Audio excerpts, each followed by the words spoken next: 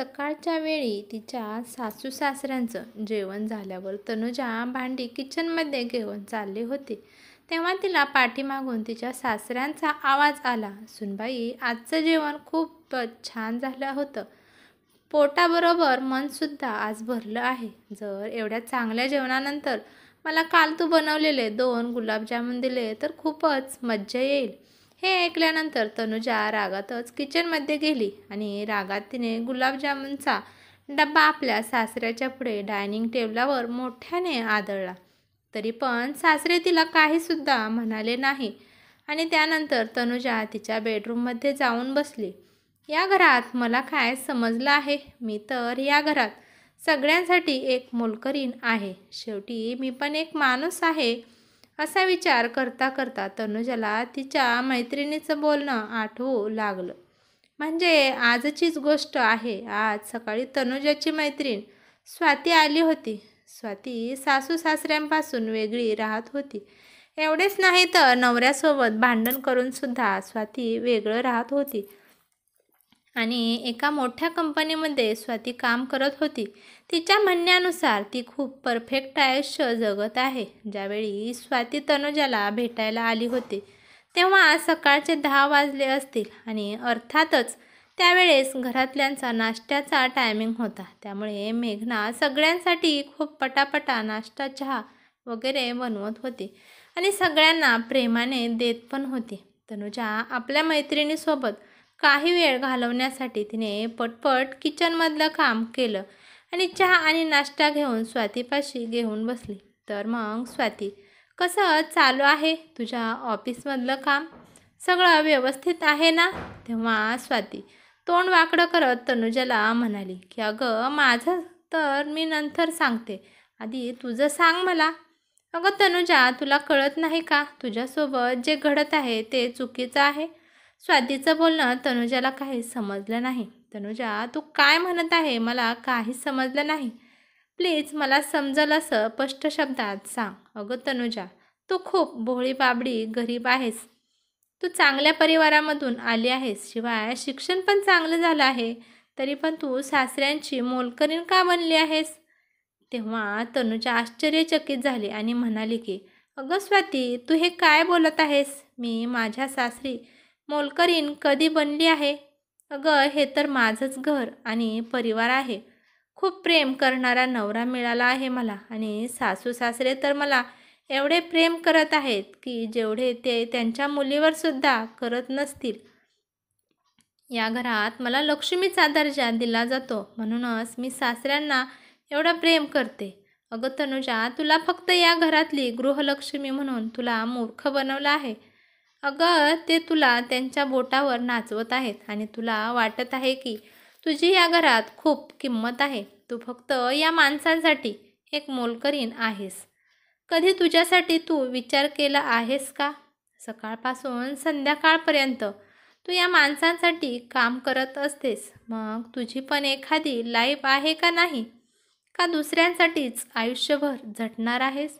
दुसऱ्यांचीच काळजी घेणार आहे? तू तुझ्याबद्दल कधी विचार करणार आहे? अगं, गोड गोड बोलून तुझ्याकडून हे सगळं काम करून घेत आहेत. जर तू तुझ्यासाठी आत्ताच काही नाही बोलली तर तुला परत पश्चाताप होईल. तू पण सांग तुझ्या सासरच्या माणसांना की तू पण आज कालच्या शिकलेल्या मुलीपैकी एक मुलगी आहे. तुमची मी मोलकरीण नाही जे दिवसभर तुमच्या मागे पुढे करील.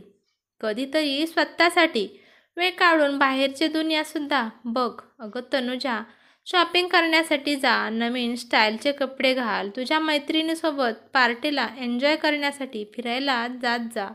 मला बघ, मी आजकालच्या मुलीसारखी कॉन्फिडंट मुलगी आहे. सासरच्यांनी मला पाण्यात ढकलण्याचा प्रयत्न केला, परंतु मी पोहत पोहत किनारी आले आहे आणि त्यानंतर मी माझ्या परीने आयुष्य जगण्याचा विचार केला आणि नवरा पण त्याच्या मनानुसार वागण्यासाठी माझ्यावर प्रेशर टाकत होता.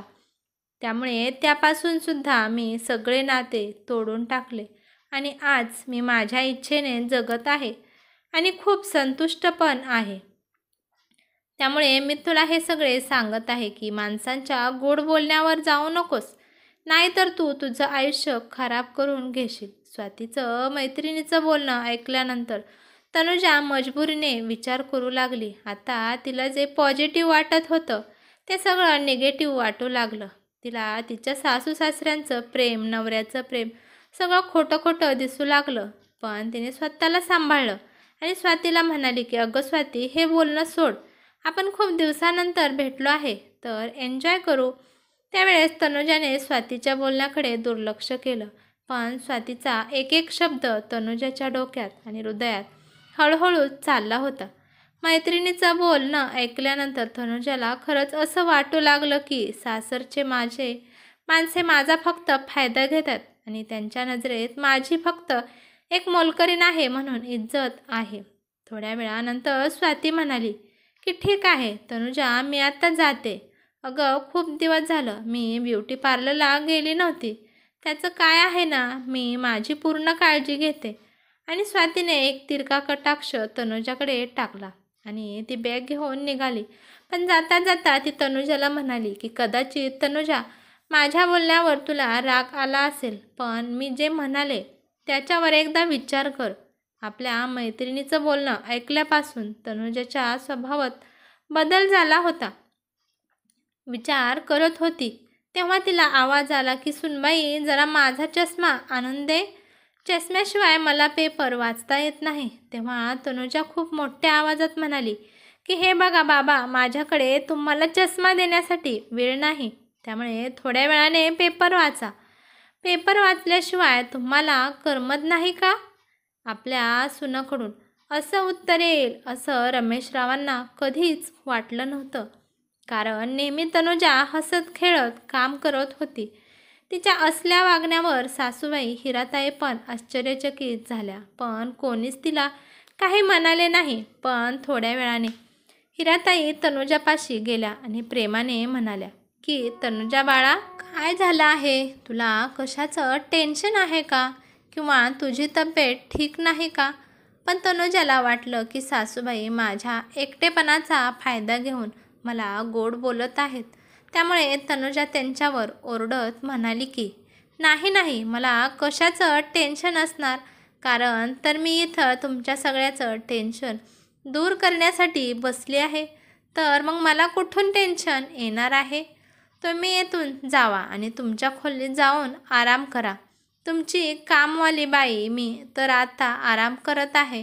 हिराताईला अजून काही बोलणं त्यांना व्यवस्थित वाटलं नाही. त्यामुळे त्या शांतपणे तेथून उठल्या आणि निघून गेल्या.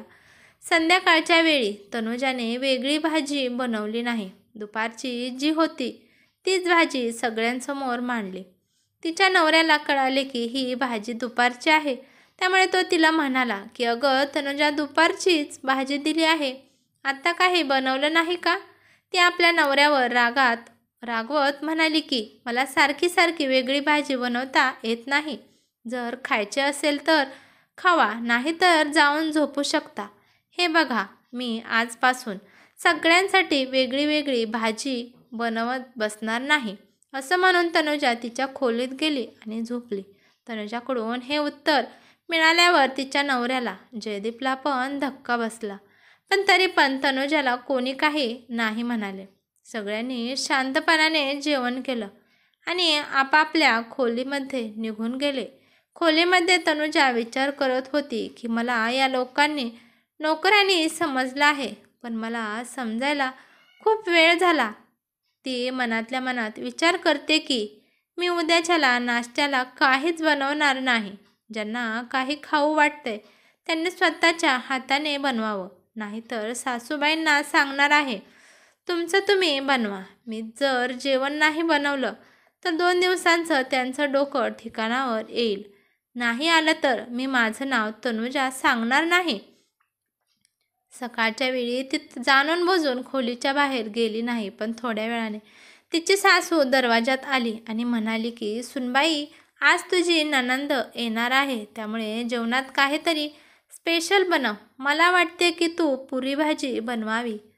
तू तोपर्यंत तयार होऊन ये, तोपर्यंत मी खीर बनवते.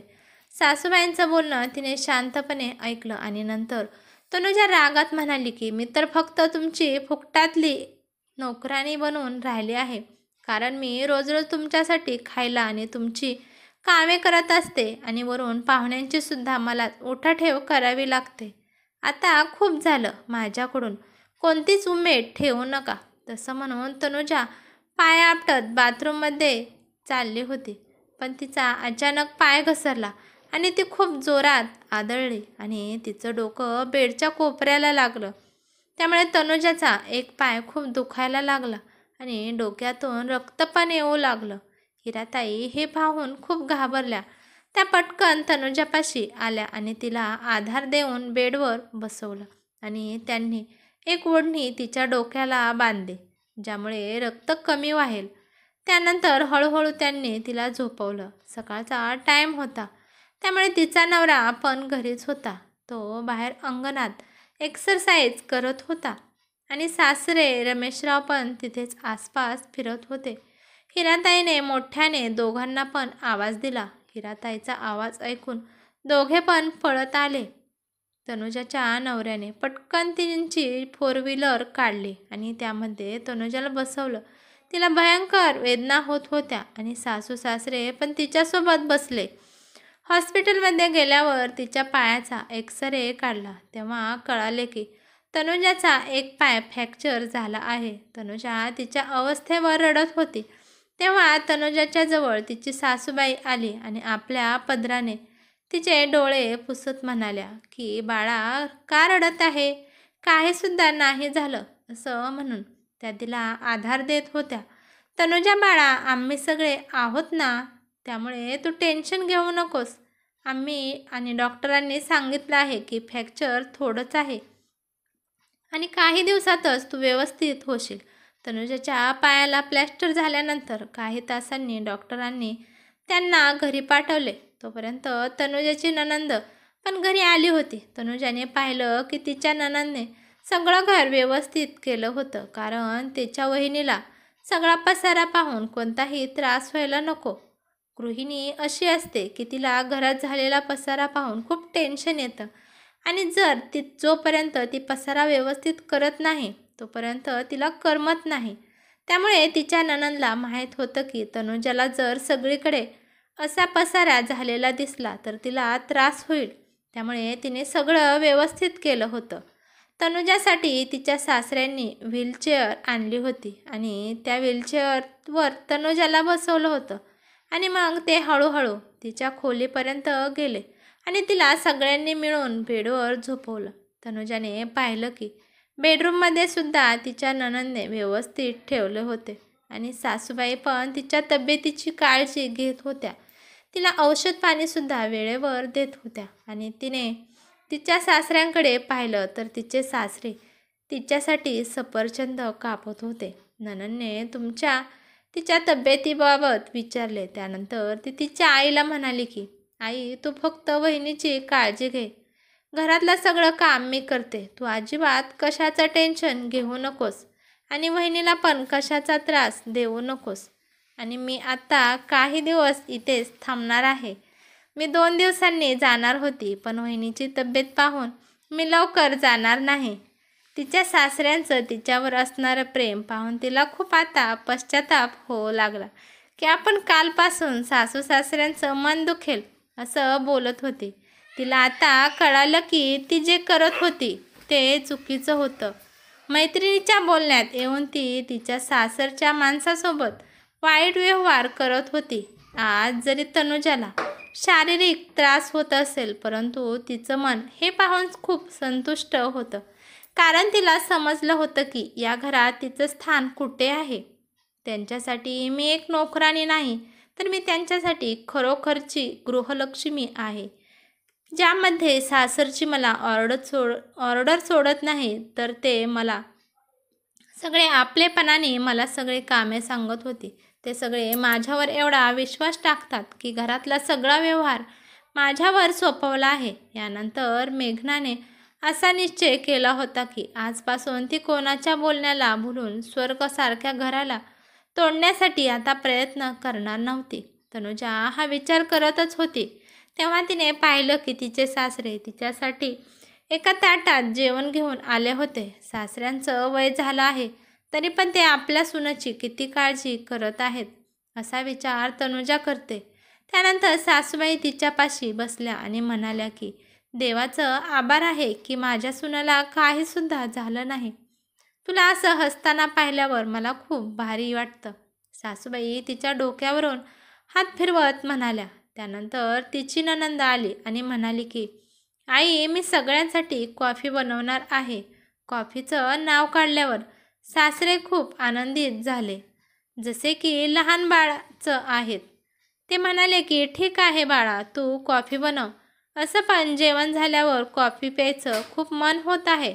आणि तेव्हा हसत तनुजा म्हणाले की आणि हो ताई, गुलाबजाम गॅसच्या शेजारी जो डब्बा आहे त्यामध्ये आहेत. आणि हो बाबा, तुम्हाला जेवण झाल्यावर खायला आवडतात ना, तर मग मी तिथे ठेवले आहेत. बिनधास्त तुम्ही खाऊ शकता. तेव्हा सासू हसत म्हणाली की अगं तनुजा, तुझ्या सासऱ्यांना फक्त खायचं प्यायचं खूप वेड आहे. हिराताईच्या बोलण्यावर सगळेच मोठमोठ्याने हसू लागले. थोड्या वेळाने तनुजाच्या फोनवर स्वातीचा फोन, तिच्या मैत्रिणीचा फोन आला. तनुजा म्हणाली की स्वाती, कशामुळे फोन केला आहे? तेव्हा स्वाती म्हणाली की अगं तनुजा, मला खूप ताप आला आहे. 2 दिवस झालं मी आजारी आहे, परंतु माझ्यापाशी आता कोणीसुद्धा नाही. त्यामुळे विचार केला की तुला बोलावं, म्हणजे तेवढं माझं मन लागेल. तू सांग तनुजा, तुझं काय चाललं आहे? तू तुझ्या सासरच्या माणसांचं डोकं ठिकाणावर आणलं का नाही? तेव्हा तनुजाला खूप राग आला, परंतु तिने तिच्या रागावर कंट्रोल केलं आणि म्हणाली की स्वाती, मी खूप चांगली आहे, आनंदी आहे. असं पण स्वाती, मी सुद्धा आजारी आहे. माझा तर एक पाय फ्रॅक्चर झाला आहे. पण मी तुझ्यासारखी एकटी नाही. माझ्यापाशी पूर्ण परिवार आहे. माझ्या सासरचे माझी खूप काळजी घेत आहेत आणि मी असा विचार केला आहे की आजपासून कोणाचंच फालतूक बोलणं ऐकून घ्यायचं नाही. ठीक आहे स्वाती, आता मी फोन ठेवते, कारण का माझी गोड नणंदबाई माझ्यासाठी कॉफी घेऊन आली आहे. आणि हो, तुला कशाची मदत लागत असेल तर नक्की सांग. असं पण माझ्या सासरचे एवढे चांगले आहेत की ते तुझीसुद्धा हसत हसत मदत करू शकतात. असं म्हणत तनुजाने रागाने फोन ठेवून दिला. त्यानंतर सगळे मिळून कॉफी पिऊ लागले. तेव्हा तनुजा तिच्या सासू सासऱ्यांची आणि नवऱ्याची माफी मागू लागली, कारण तिने तिघांचं जरा मन दुखवलं होतं. त्यानंतर तनुजा स्वातीने तिच्या डोक्यात काय भरवलं हे सगळं सासऱ्यांना सांगितलं. सासरे म्हणाले की तरीच म्हणालो की माझी गोड सून माझ्यासोबत एवढं कडू का बोलत होती, कारण माझ्या सुनेच्या डोक्यात कोणीतरी काही कडू भरवलं होतं. पण जाऊ दे, जे झालं ते गंगेला मिळालं. पण आमच्या मनात तुझ्याबद्दलचा कोणताच राग नाही. चला, या गोष्टीवर आपण तोंड गोड करू. असं म्हणून सगळे हसू लागले आणि कॉफी पिऊ लागले. आणि तनुजाला तिच्या भाग्यावर आज खूप गर्व वाटत होता. ही कथा कशी वाटली ते मला कमेंट करून नक्कीच सांगा. कथा आवडली तर लाईक शेअर नक्की करा आणि चॅनलवरती नवीन असाल तर चॅनलला सबस्क्राईब करा. धन्यवाद.